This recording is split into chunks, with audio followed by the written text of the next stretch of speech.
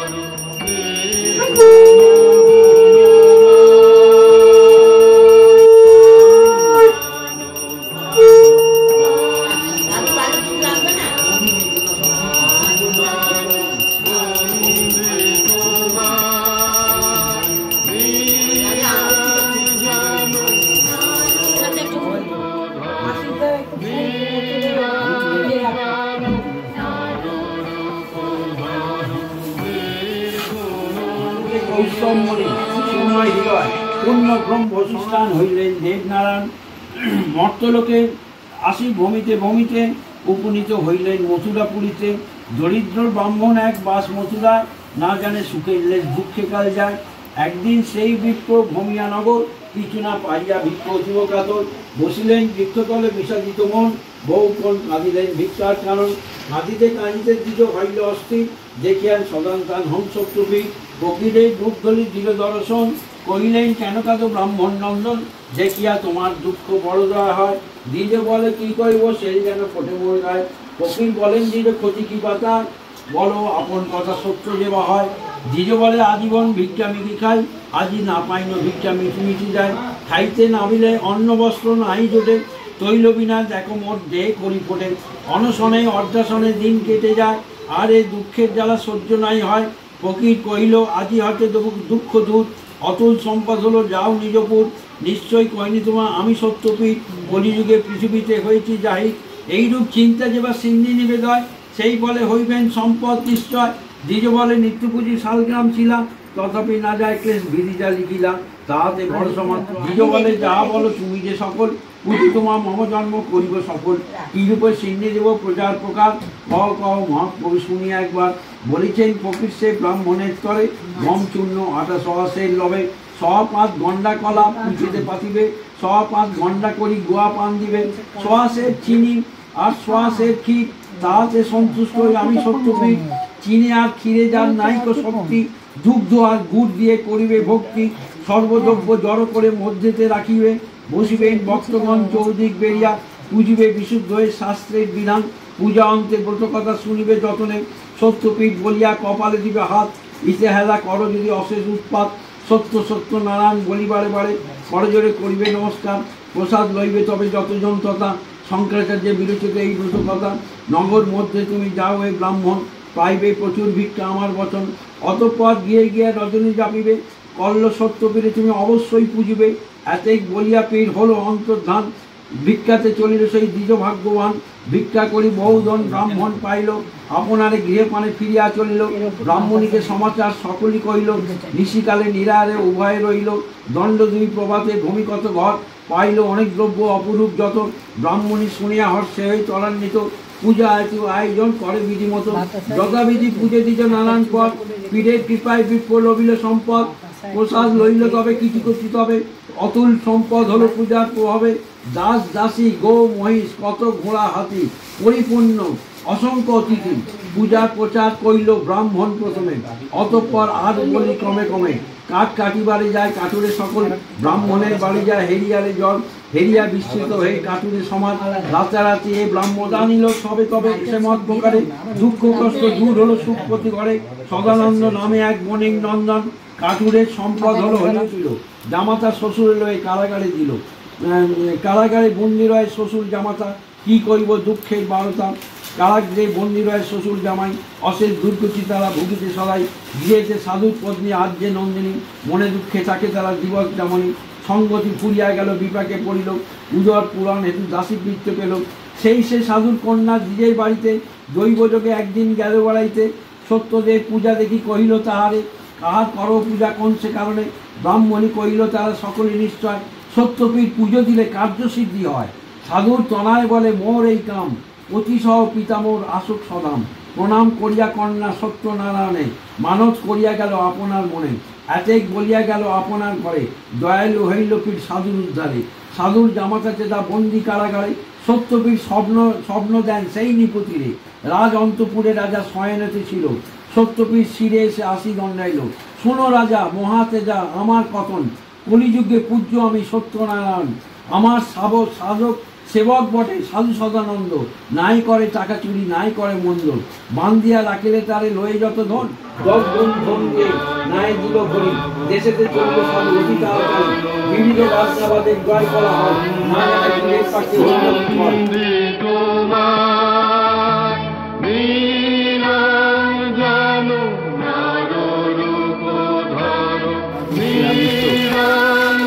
আমার সেবক পদে সাধু সদানন্দ, না জানি পীরের পাখি হইল বিফল।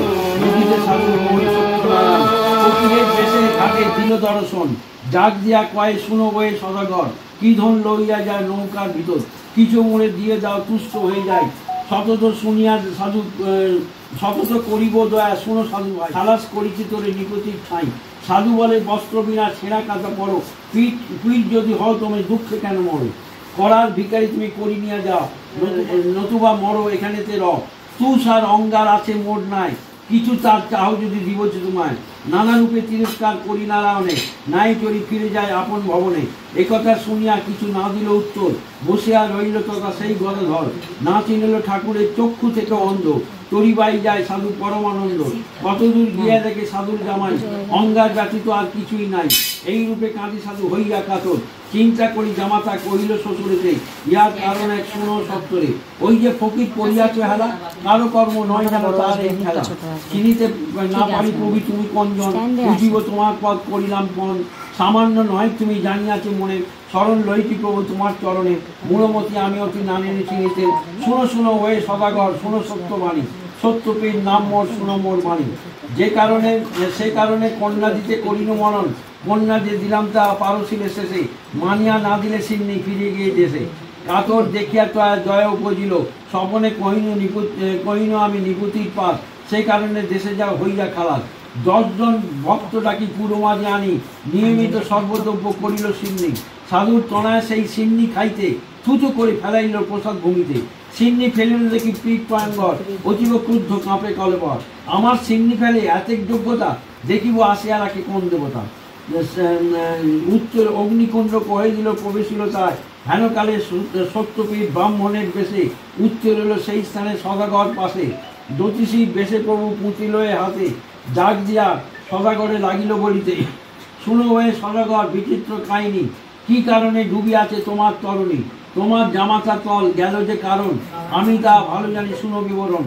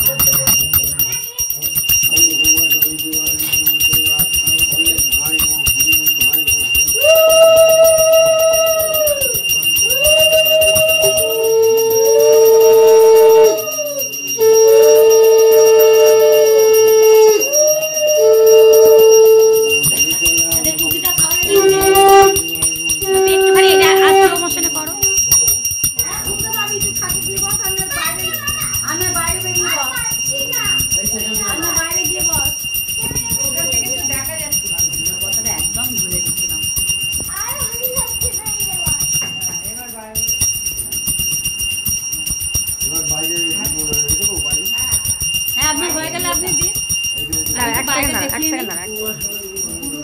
হ্যাঁ সবাইকে দেখিয়ে দিই।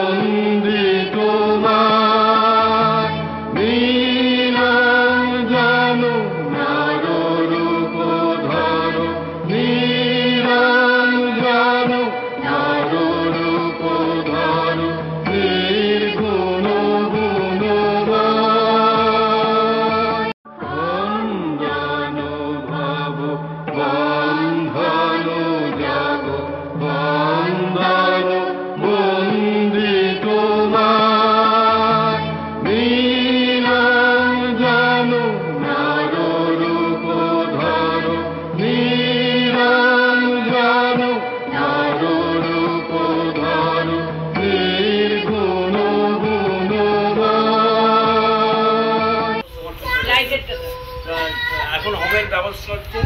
এই হোমটা করা খুব প্রয়োজন। বাড়িতে কোনো রকম এ হলে বা কারোর কোনো রোগ হলে সেই হোম দিয়ে এইটাকে কাটানো হয়। হোম বাড়িতে খুবই প্রয়োজন। ওং ওং বিষ্ণুরম তৎসৎ অদ্য কার্তিক মাসে শুক্লপক্ষে পঞ্চমাং তিথৌ ওং নমঃ পঞ্চমাং তিথৌ ধন্বন্তরী গোত্র বাড়িতে কেন হোম করতে হয় আমার বিয়াই আপনাদের ভালো করে বলে দিলাম। সবার পক্ষে তো সম্ভব না।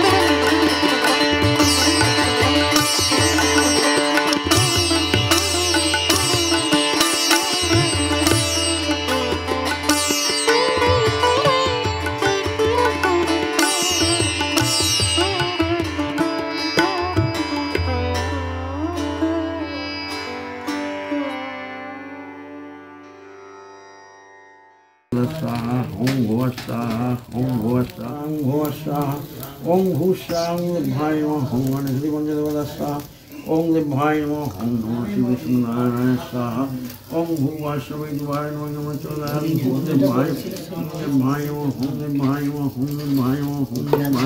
ओम निशांग भूवासा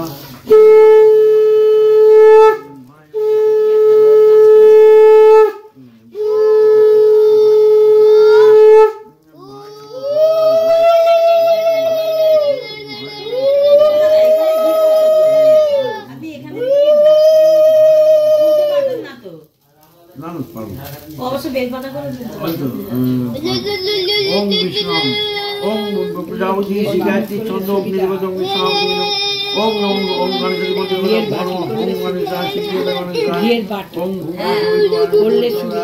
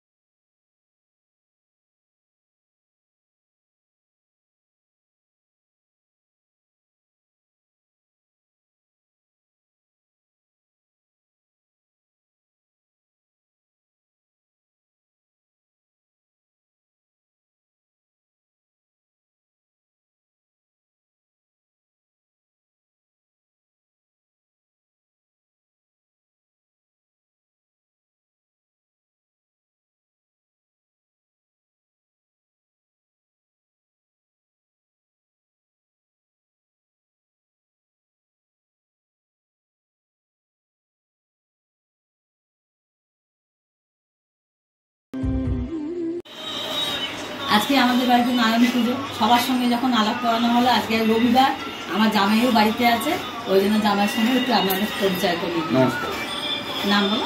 আমার নাম সুদীপ্ত ভট্টাচার্য। আর আমার শাশুমা রোজগানি সেনগুপ্ত। ওনার ব্লগটা অবশ্যই লাইক, শেয়ার ও সাবস্ক্রাইব করে দেবেন এবং বন্ধুদের কাছে সব জায়গায় ছড়িয়ে দেবেন। অবশ্যই পাশে থাকবেন, আর সারাদিন আমাদের সাথে থাকুন। নারায়ণ পুজোটা দেখুন, ব্লগটা কেমন লাগবে সেটা অবশ্যই কমেন্ট করে জানাবেন।